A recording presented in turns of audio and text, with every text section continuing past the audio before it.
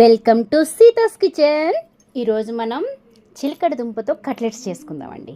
దానికి ముందుగా కాబూలి శనగలు ఒక చిన్న కప్తో నేను తీసుకుని నానబెట్టుకుని ఒక 4 hours నానబెట్టుకుని దాన్ని కుక్కర్లో ఉడకబెట్టుకున్నాను అనమాట. ఈ విధంగా ఉడకబెట్టుకుని బయట పెట్టేసుకున్నాను.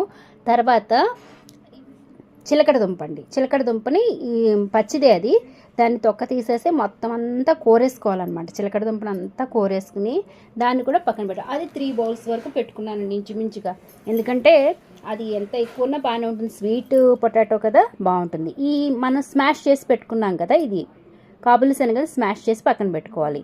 తర్వాత ఒక బాండీలో నెయ్యి కానీ వెన్న కానీ వేసి ఉల్లిపాయ ముక్కలు, తర్వాత అదేవిధంగా పచ్చిమిర్చి ముక్కలు వేసి వేయించుకోవాలన్నమాట. దీనికి థిక్ బాండీ అయితే బాగుంటుందండి. తర్వాత అదేవిధంగా అల్లం వెల్లుల్లి పేస్ట్ అది కూడా వేసేసి వేయించుకోవాలి. ఓకేనండి.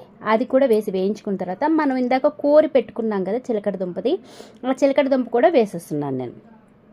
అది కూడా వేసేసి చిలకడ దుంపది కూడా వేసేసిన తర్వాత ఒకసారి మొత్తం అంతా కలిపి కొంచెం సాల్ట్ కూడా కొద్దిగా వేసేసి దాన్ని కూడా మొత్తం అంతా బాగా ఒకసారి కలిపేసి అలాగా మూత పెట్టి ఉంచాలన్నమాట.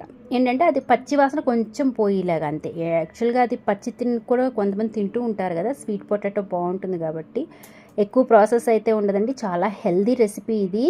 తర్వాత మూత పెట్టి 5 నిమిషాల తర్వాత తీసేసిన తర్వాత మనం ఏం చేయాలంటే, మనం పక్కన పెట్టుకున్నాం కదా ఉడకపెట్టిన కాబూలి శనగలది స్మాష్ అది వేసేసుకుని అందులో కారము, కొంచెం సాల్టు, ఇంగువ, అదేవిధంగా కొత్తిమీర, కొంచెం చిల్లీ ఫ్లెక్స్ వేసేసి బాగా వేసి కలపాలండి. ఇలా కలిపిన తర్వాత మనం స్టవ్ ఆపేసి కలిపేసుకోవచ్చు.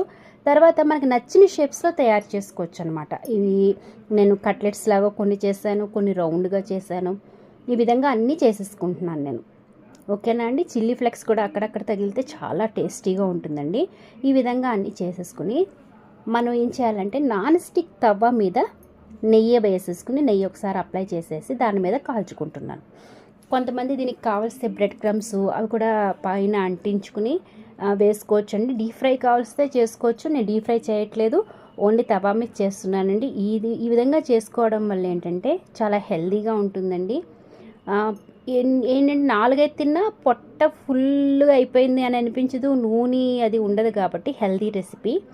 చూసారా, ఈ విధంగా 2 వైపులా కాల్చేసి తీసుకుంటున్నాను అనమాట. ఓకేనండి. ఇలా చేసేసుకున్న తర్వాత మనం అన్నీ పక్కన పెట్టేసుకుంటాము. దీనికి కొత్తిమీర, పుదీనా చట్నీ కలిపింది కానీ సాస్తో కానీ చాలా బాగుంటుందండి. మేమైతే సాస్తో ట్రై చేసాము, చాలా బాగుంది. ఈ వీడియో కనుక మీకు నచ్చినట్లయితే లైక్ చేయండి, సబ్స్క్రైబ్